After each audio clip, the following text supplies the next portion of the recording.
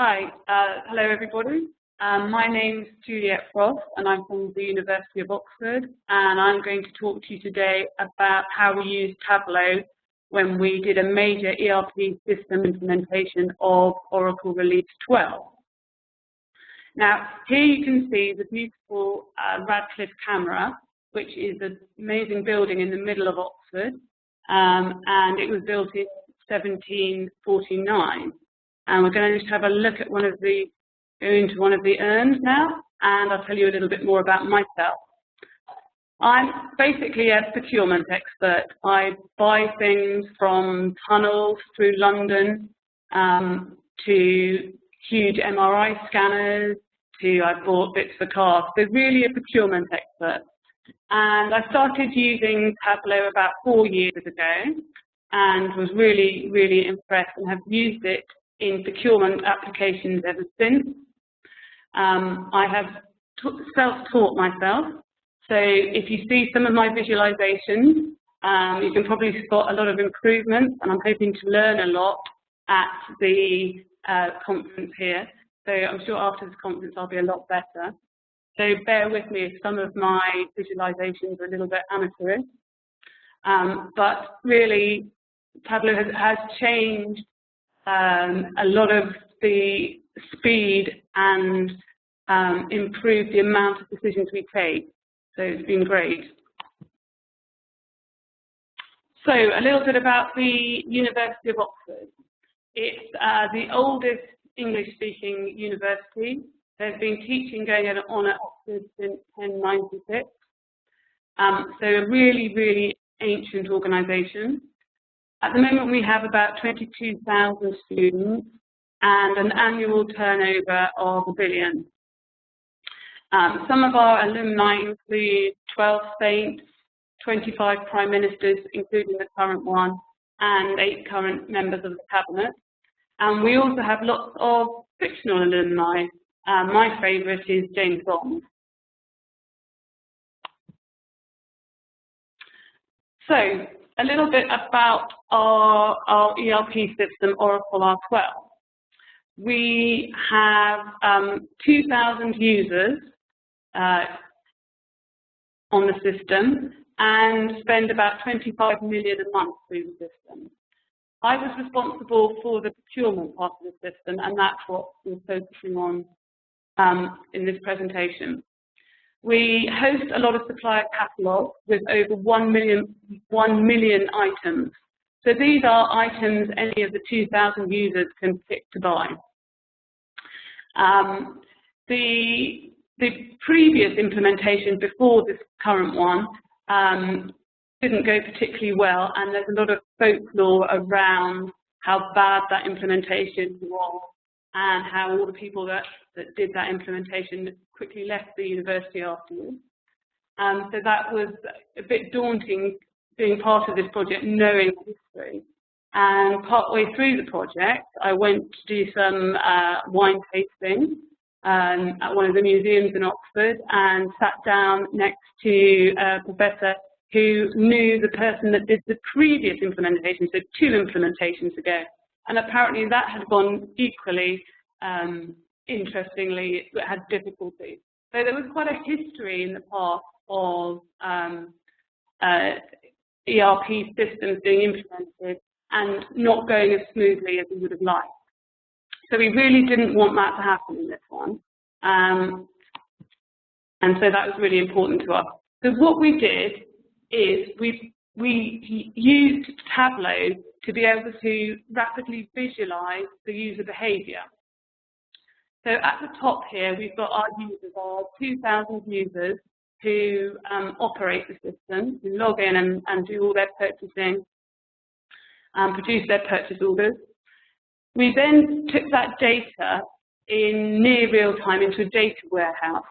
This we did overnight, every night.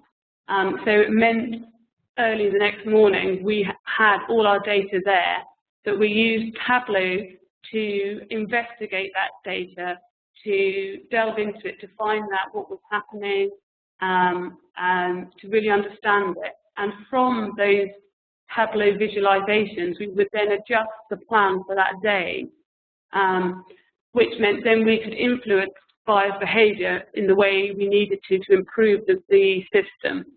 And so we had quite a really quick loop.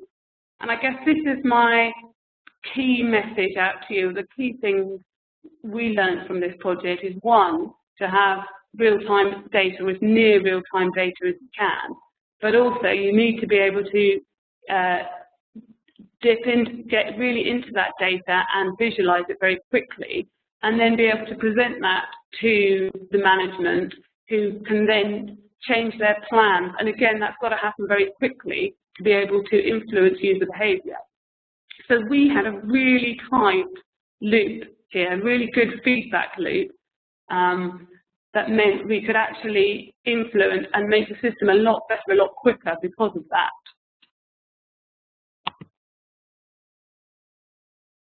So this is the timeline we had for our system go live, and you can see the different visualizations I used at different times. So about 2 weeks prior to go live, we've been sending out communications to end users. So right, we've got this new system coming online. You're going to be without a system for about a week. Make sure you're ready for that. And we were getting anecdotal feedback from users about this, but we weren't sure how well that message was getting out. So this is the visualization we used for that, to try and really understand where our users getting our message, and was there anything else we needed to do? Did we need to reinforce that message so they understood? But what this visualization shows, at the bottom, you've got the days of the week and the average number of purchase orders we produced on any of one of those days. On the top, you have the week just prior to us shutting down the old system. So you can see on the Thursday, normally we would produce about 1,000 purchase orders, but on the Thursday running up to shutting down the old system, we were producing about 1,500. So that we knew our message was getting through then. And that made everyone sort of relax and think, yes, we've got the right communication channels and people are taking notice and we're getting ready. So that was really positive. We were also getting anecdotal evidence of deliveries, lots of delivery lorries, so they're having to queue to get into the store. And the visualization actually said that, but actually that was true, people were doing it.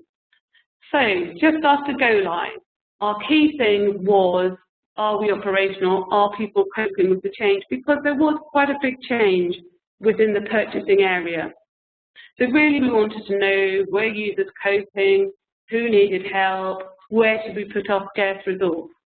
We had 3 people who could go out around Oxford and help people. We also had a central help desk.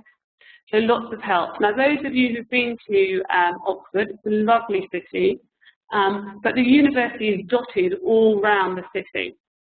So this is a map of Oxford, and what this visualization shows is we have 145 different buildings in Oxford where people raise purchase orders, and this shows where they are around Oxford. And we had 3 people we could send out to help end users. Otherwise, they would have to ring in to get help. So a very scarce resource there. And what we wanted to know was, where should they go to help users? So I produced this table here.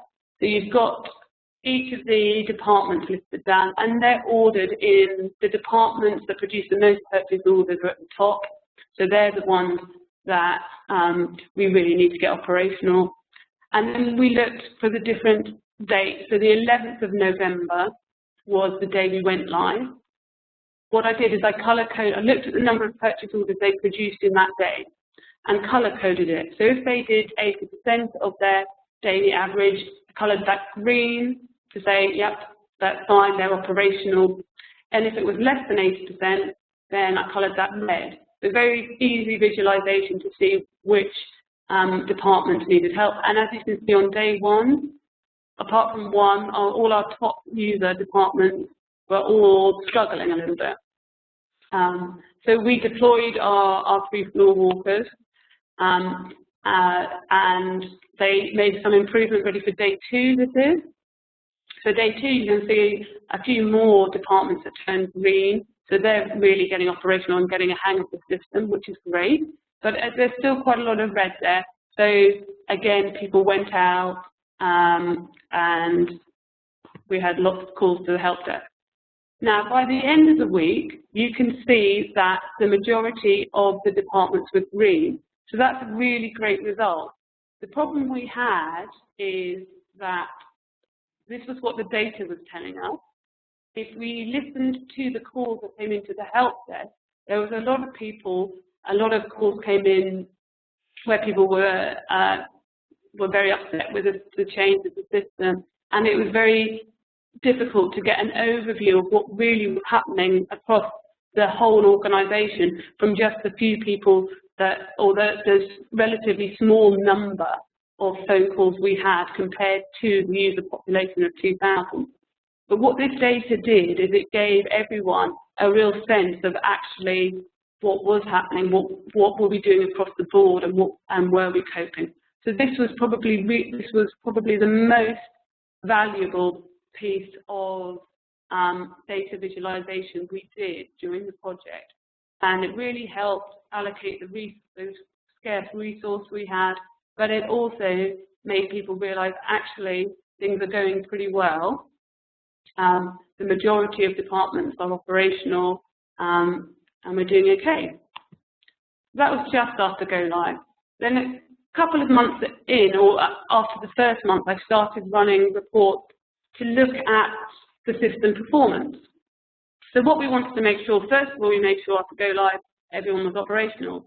And then we wanted to make sure that people were using the system to their best advantage and really optimizing the system, and then making sure that the investment that the university had put into doing the system was really giving us some good returns.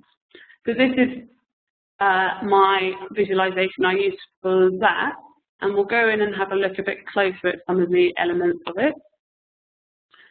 So this part of it looked at the type of purchase orders we were sending out. And I've color coded it. Green is good, amber not so good, and red the kinds of purchase orders we'd like to reduce. The red purchase orders are retrospective concerning purchase orders. So this is where people haven't ordered through the system. They're just ordering by telephone and just putting a purchase order through the system, which isn't what we wanted to do. So we want to reduce that. And the green ones are the ones that go automatically out to the supplier, so really easy and not much effort from the university to get those out. So that was good. So this really showed how things are going and how the green is getting bigger each time, and the percentage of green is getting bigger. We've still got some work to do because we need to reduce the amount of red, but that was a really nice visualization. We then looked at the number of people we have shopping on the system. So we had 2,000 users given usernames in the system, and you can see how many of those people are actually shopping, actually buying things. And you can see that over time that's got more and more, which is really great. It means people more people are using the system and finding it good. Then this part of the visualization looked at what times of the day people were going into the system to create requisitions, which would then get turned into purchase orders. And you can see some people at the university work quite late at night. But also it shows peak time, peak demand on the system, which is more interesting for us. So we can monitor the system performance at those really peak times. And this was one of the areas that actually gave me some concern. So this bit of the graph here, the line graph in the middle, shows the time between a user raising a requisition to the system producing the purchase order. And you can see from November, in November it was less than a day, and then in December that got worse and it got longer to just on the cusp of a day. This was something that I was quite concerned about, because I didn't want that trend carrying on, because it would show the system was slowing the processes down in the university. So what I did then, I produced a league table showing the different departments and who was doing things fastest.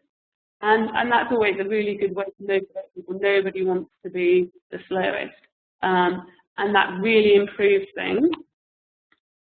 And you can see actually that trend has now gone back down again. So that really works, producing that league table.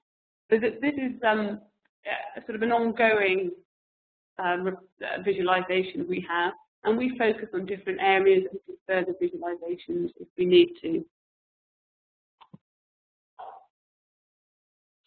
Okay, so that's pretty much my presentation for today. So back to the Radcliffe Camera here, but it'd be lovely to hear some of your questions.